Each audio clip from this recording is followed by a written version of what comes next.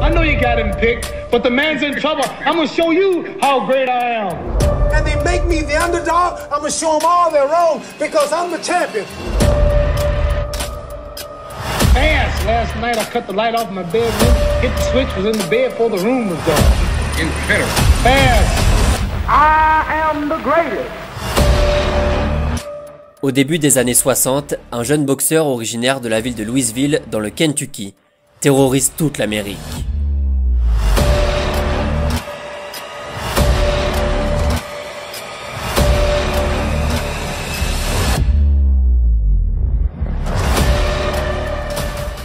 Son nom, Mohamed Ali. 1m91 pour 100 kg de muscles, de puissance et d'esquive. Un combo dévastateur qui remporte ses 30 premiers combats en professionnel, dont 22 par KO de son adversaire.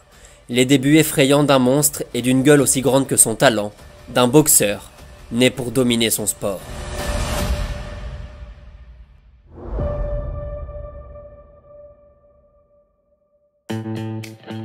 Si vous cherchez un sportif des années 60-70 avec autant d'archives disponibles que Cassius Clay, cela n'existe pas.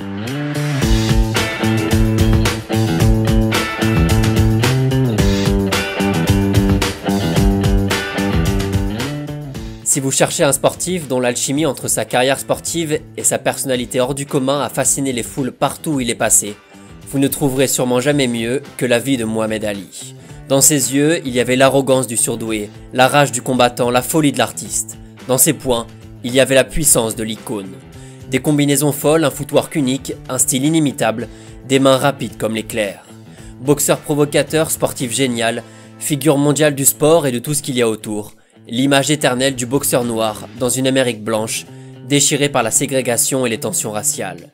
Le rêve américain comme dans les films, mais avec un acteur qui avait écrit lui-même le scénario.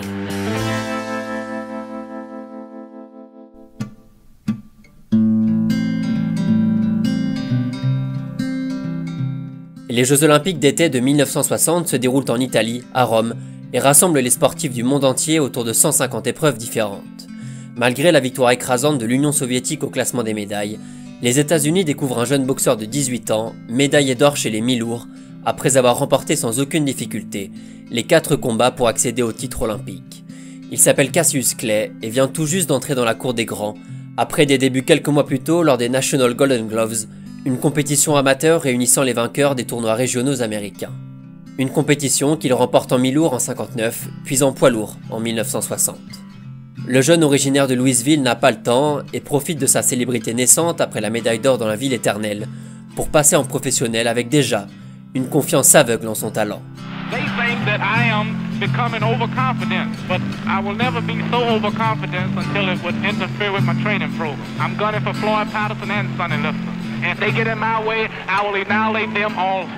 Le sourire est présent, la confiance est très haute, la garde est un peu plus basse. Premier combat et première victoire pour Cassius Clay devant son public dans le Kentucky. Nous sommes alors à la fin de l'année 1960.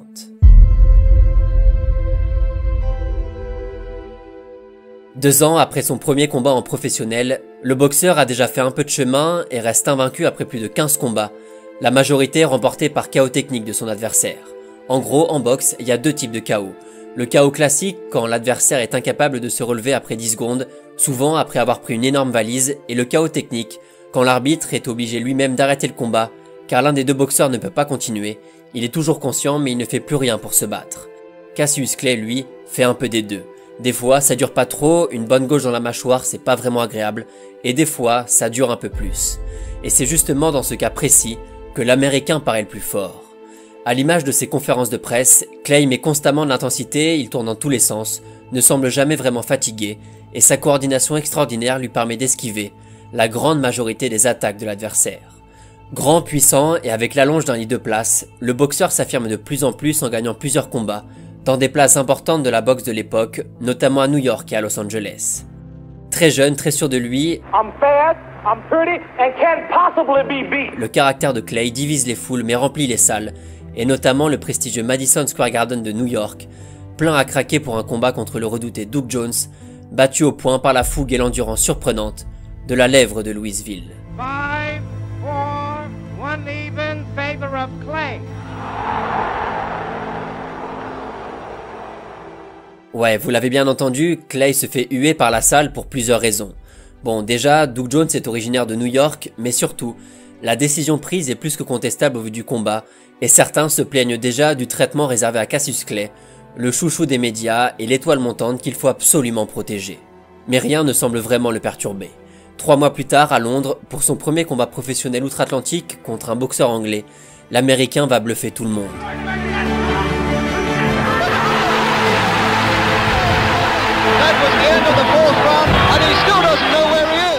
Trop attentiste au niveau de sa garde, Clay se prend une énorme gauche et tombe dans les cordes.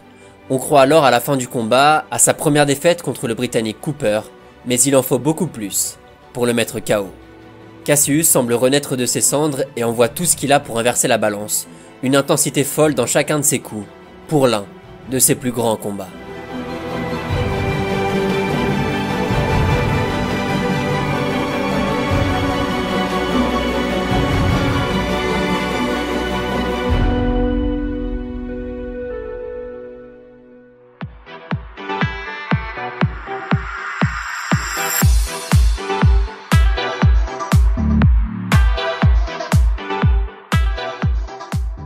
Miami Beach, ses paillettes, sa plage, ses soirées, et sa salle de boxe qui doit accueillir le combat entre l'espoir Cassius Clay, élu boxeur de l'année 1963 et nouvelle star de la boxe américaine, et Sonny Liston, champion du monde poids lourd de la WBA depuis 1962.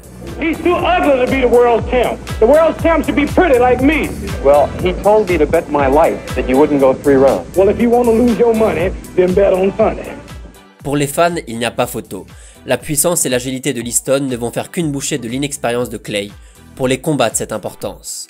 Les deux boxeurs se disputent la ceinture poids lourd et s'envoient des poèmes tout mignons les semaines avant le combat. Le jour J, dès les premiers échanges de points, le ton est clairement donné. La vivacité incroyable et la vitesse de l'outsider donnent le tournis à Liston, qui finit plusieurs fois dans les cordes après les enchaînements supersoniques de son adversaire. Défensivement aussi, il semble avoir toujours un coup d'avance et fatigue Liston qui manque sa cible à chaque fois et se fait mal à l'épaule à force de taper dans le vide.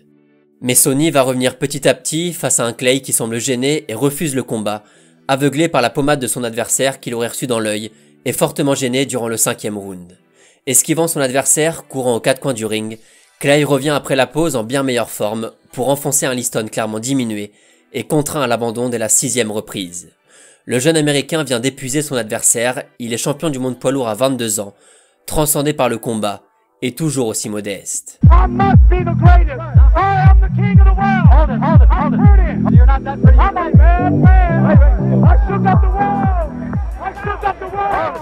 Cette soirée du 25 février 1964 marque un tournant dans la vie du boxeur, son dernier combat sous le nom de Cassius Clay avant sa conversion à l'islam, et son passage sous le nom de Cassius X, rejetant ainsi son nom d'esclave Clay qu'il portait depuis sa naissance. Clay was a white man's name, it was a slave name, and I'm no longer Clay, I'm no longer a slave, so now Muhammad Ali.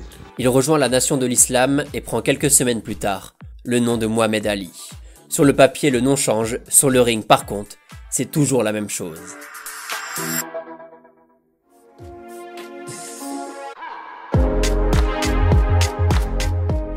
Après sa 20e victoire d'affilée lors de son combat contre Liston, Muhammad Ali enchaîne par 10 victoires consécutives dont 7 par KO de son adversaire. La recette est toujours la même, l'agression constante, la garde basse et les jambes toujours en mouvement, prêt à esquiver et contrer son adversaire pour le mettre au tapis. Visuellement c'est très impressionnant, techniquement c'est trop fort. Le temps de l'analyse au début du combat, les petits pas pour jauger son adversaire, la vitesse, les réflexes et le rythme pour accélérer et faire très mal. Sa spéciale, le jab. Un coup de poing direct avec le bras tendu qui lui permet de frapper fort en restant à distance de son adversaire. KO classique, KO technique, à Toronto, à Londres, à Francfort ou aux États-Unis. Muhammad Ali écrase tout ce qu'il croise et les combats qui durent plus de 7-8 rounds se comptent sur les doigts d'une main. Ernie Terrell, l'un de ses opposants en 67, refuse de l'appeler par son nouveau nom avant le combat et prend l'ouragan Ali en pleine face qui le pousse jusqu'au dernier round pour l'humilier.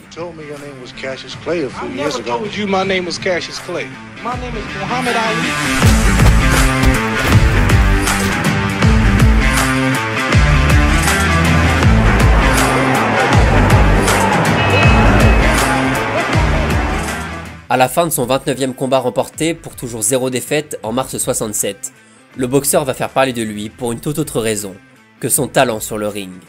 Depuis des années déjà, le champion frappe par son insolence et sa fierté avant et après les combats, le sens de la formule tout le temps, la guerre du ring, la guerre des mots, cette hyper-présence médiatique ayant construit sa popularité autour de ce personnage qu'il jouait à merveille.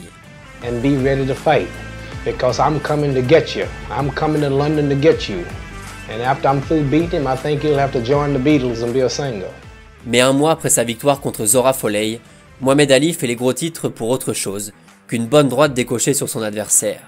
Le 28 avril, Ali refuse de servir pour l'intervention de l'armée américaine au Vietnam.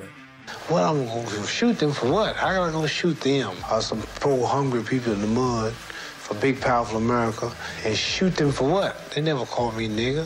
Babies and children and women. How can I shoot them poor people? Just take me to jail. La prise de décision choque un pays où l'armée est reine.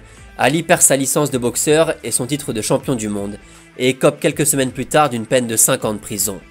Il devient alors le symbole du contre-pouvoir, une figure sportive ultra médiatisée qui s'oppose au devoir national, un coup de tonnerre dans le monde de la boxe et une décision que Mohamed Ali va évidemment condamner en vain, traîné dans la boue par les médias et privé de compétition officielle, jusqu'en 1970.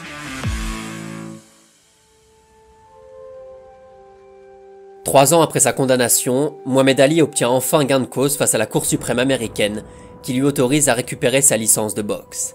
Après un premier combat de reprise qu'il remporte après le 15e round contre l'Argentin Bonavena, réputé pour sa résistance face aux coups de ses adversaires, Ali se remet en jambe avant de repartir à la conquête du titre de champion du monde.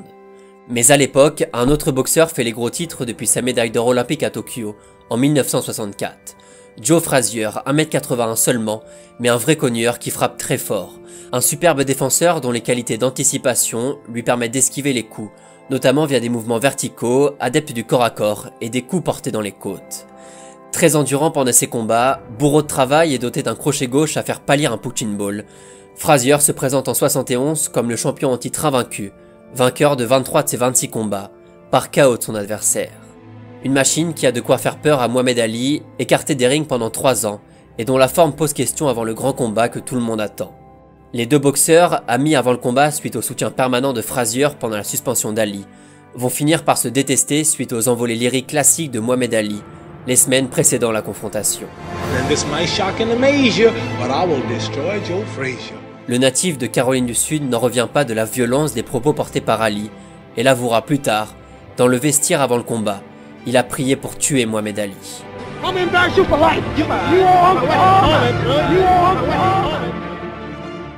Le 8 mars 71 s'oppose donc Smoking Joe et l'autoproclamé The Greatest. From Louisville, Kentucky, undefeated in 31 bouts, scoring 25 knockouts, here is Muhammad Ali. Dans un Madison Square Garden prêt à exploser en cas de victoire de l'un des deux boxeurs, Ali, très aérien comme à son habitude, prend le dessus dans les premiers rounds et propose de très bons enchaînements qui obligent Frazier à défendre et refuser le combat face à la puissance et la vitesse de son adversaire. L'intensité folle donnée par Ali dans les premières minutes du combat perturbe Frazier, qui ne tarde pas à répondre dès le début de la 4e reprise. Visiblement mieux préparé pour un combat qui dure, Smoking Joe, plus régulier, inverse la tendance du combat grâce à son punch et sa spéciale du gauche, qui envoie plusieurs fois Ali dans les cordes.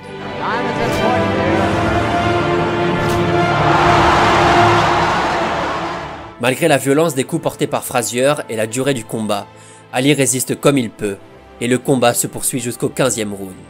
Sans trop de surprise, Frazier est déclaré vainqueur au point, et conserve sa ceinture de champion du monde poids lourd. Smoking Joe vient de fumer Mohamed Ali. L'animosité terrifiante et la durée du combat marquent les esprits et l'organisme des deux champions, forcés de passer plusieurs jours à l'hôpital après la confrontation. Mohamed Ali vient de subir sa première défaite professionnelle contre plus fort que lui, un combat légendaire qui a marqué les esprits et laissé des traces. Mohamed Ali a perdu, mais il va tout faire pour se relever. Les mois qui suivent le combat contre Smoking Joe, il affronte les grands noms de la boxe américaine de l'époque et remporte 10 combats d'affilée pour se rassurer et préparer son retour aux choses sérieuses. Mais le début de l'année 73 est marqué par deux grands événements. D'abord, Joe Frazier, toujours invaincu, est humilié par George Foreman, Big George, le nouveau roi des poids lourds, 1m92 et 100 kg de puissance, qui envoie 6 fois son adversaire au sol pour la victoire la plus marquante de sa carrière. 2 mois plus tard, à la surprise générale, Mohamed Ali est battu par Ken Norton en Californie, pourtant loin d'être favori de ce combat. Malgré des dimensions similaires, Norton semble plus affûté sur le ring et surprend Mohamed Ali dès la 2e reprise d'un crochet du droit en plein dans la mâchoire. À la fin des 12 rounds, Norton est donné vainqueur par 2 juges sur 3. L'équation est donc la suivante. S'il veut retrouver sa légitimité et faire honneur au surnom qu'il s'est donné, Ali n'a qu'une seule solution.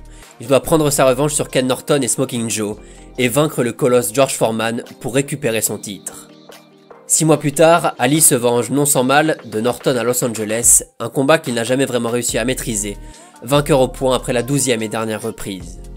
En récupérant la ceinture de champion d'Amérique du Nord, Ali enchaîne contre Joe Frazier en janvier 1974, lors d'un combat sans gloire avec un Mohamed Ali emprunté, vainqueur au point contre l'ancien champion du monde. Decision is Muhammad Ali. Hors de forme et dépassé, Smoking Joe aura au moins eu le mérite de répondre aux provocations de Mohamed Ali quelques jours avant le combat, lors d'une conférence de presse qui tourna en règlement de compte entre les deux stars. Quick, Joe. Well, we're having a scene, as you can see. It's hard to tell whether it's clown or for real between the two fighters. Ali a passé les 2 premiers cols, le voilà désormais au pied de la montagne George Foreman.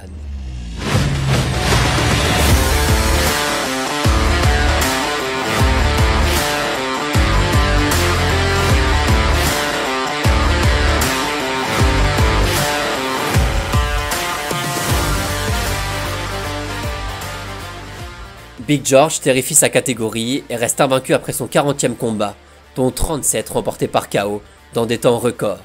Personne ne lui résiste, son crochet du droit fait des ravages, et sa puissance terrorise tout le monde. Le combat est prévu à Kinshasa, au Zaïre, la République démocratique du Congo d'aujourd'hui, le 30 octobre 1974. Mohamed Ali est en mission. Son objectif, user de sa mobilité, sa grande force, et résister dans les premiers rounds face à l'agressivité de Foreman, pour faire traîner le combat au maximum dans le but d'épuiser son adversaire. You know what I did last week? Last week, I murdered a rock, injured a stone, hospitalized a brick. I'm so mean I make medicine sick. He talks too much, he's ugly, he's pretending I'm the true champion, and they make me the underdog. I'm gonna show them all they're wrong because I'm the champion. Ali s'entraîne, travaille son endurance, répète ses gammes pour mettre en place son plan et récupérer sa ceinture qu'il a perdue 7 ans plus tôt. Mohamed Ali traverse le pays pour communier avec un peuple devenu fan de lui. Partout, les mêmes scènes de liesse et d'extase au passage de la superstar américaine, du showman compulsif dont le caractère plaît beaucoup, à un pays devenu l'espace de quelques jours, l'épicentre de la scène sportive mondiale. Le show est partout, les 2 hommes s'envoient évidemment quelques pics avant le combat. Près de 80 000 spectateurs seront présents dans le stade de Kinshasa, prêts à accueillir The Rumble in the Jungle, littéralement, la baston dans la jungle. All of you, I know you got him. I know you got him picked, but the man's in trouble. I'm gonna show you how great I am. George Foreman has that serious look. Ali definitely talking to him. Look at the stare on George Foreman. Look at Ali giving the word. Dès les premières minutes, la tendance est claire. Ali touche à plusieurs reprises Foreman et encaisse les coups sans broncher, grâce à une résistance incroyable et des esquives supersoniques. Les 2 boxeurs se rendent coup pour coup, mais Foreman fatigue plus vite et perd en lucidité au fur et à mesure que le combat avance. Le visage détruit par les enchaînements efficaces de Mohamed Ali, Foreman résiste comme il peut jusqu'aux dernières secondes du 8e round.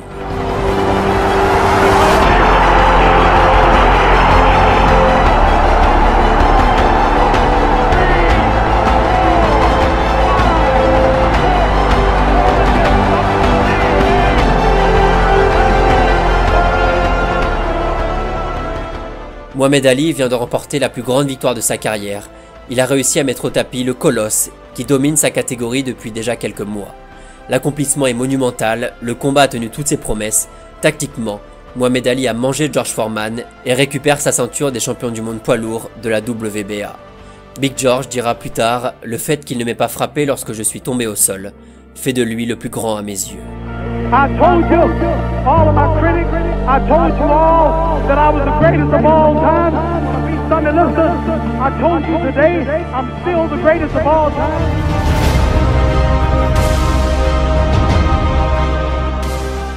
D'abord, la belle, le 3e combat entre Mohamed Ali et Joe Frazier, le troisième volet de l'une des plus grandes rivalités de l'histoire. Après la revanche gagnée par Ali quelques mois plus tôt dans des conditions douteuses, Don King, promoteur star de l'époque, décide d'organiser la belle entre les deux boxeurs à Manille, capitale des Philippines. I tried to retire. I told the world I wanted to retire. He come all the way to Manila talking about he wants me. And I promise you, he will be put in another hospital. À l'instar des deux premiers combats, la violence verbale et le trash talking fait rage entre les deux champions, notamment Ali qui continue d'insulter régulièrement Frazier. Mohamed Ali, 32 ans, a disputé 3 combats depuis sa victoire contre Foreman, 3 victoires pas si faciles remportées sur la durée. Le soir du 1er octobre 1975, dans une chaleur suffocante approchant les 50 degrés à Manille, le combat démarre, la tension monte.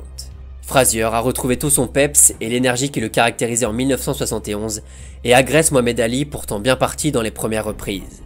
Malgré des jabs efficaces et des droites qui partent bien côté Ali, Smoking Joe, dur au mal, encaisse et répond.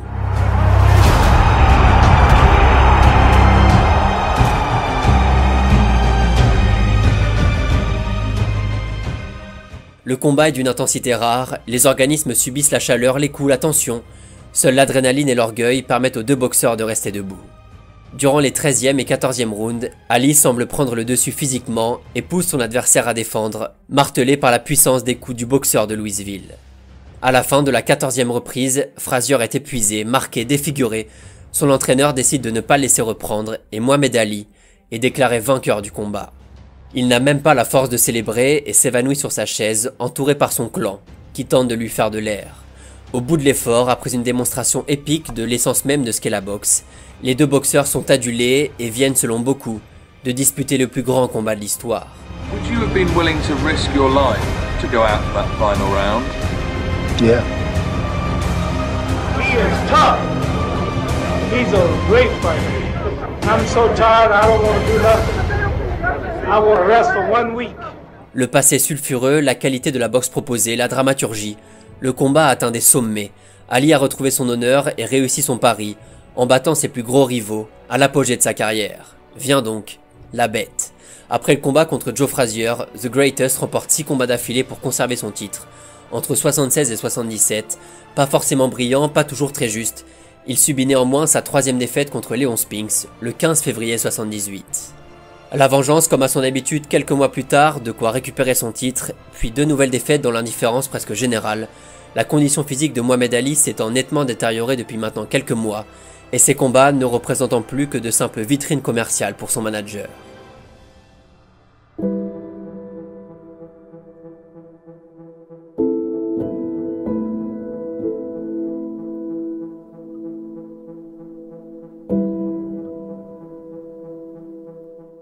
L'image est forte et fait le tour du monde.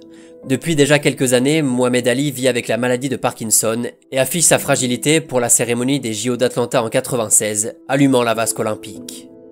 Comme un symbole, 36 ans après sa médaille d'or à Rome, là où tout a commencé.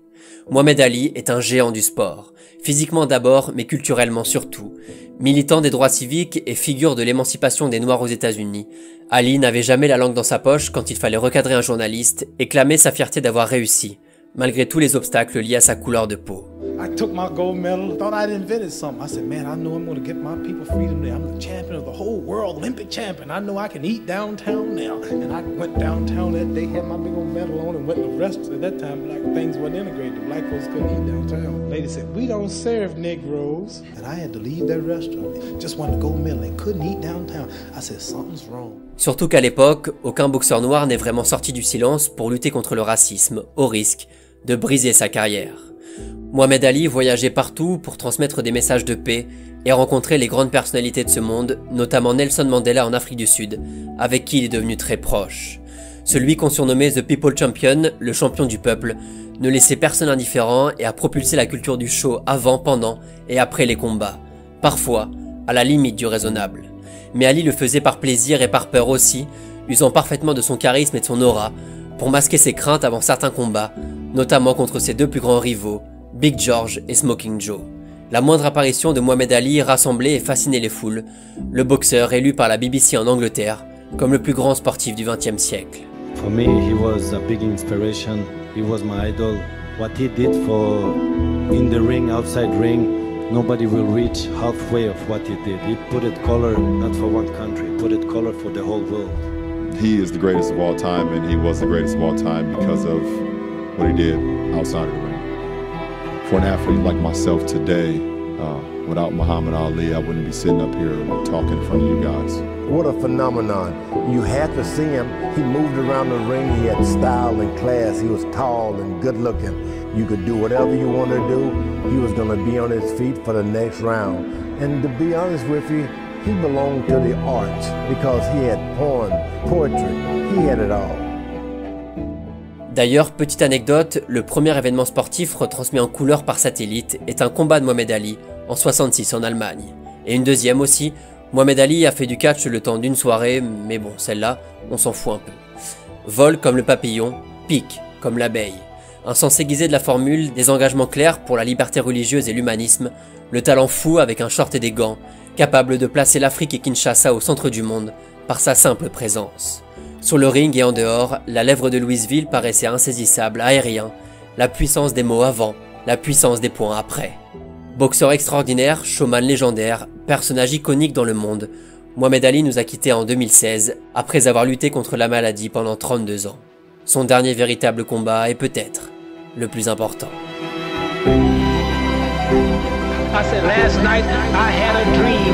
When I got to Africa, I had one hell of a rumble. I had to beat Tarzan's behind first for claiming to be the king of the jungle. When George Foreman meets me, he'll pay his debt. I can drown a drink of water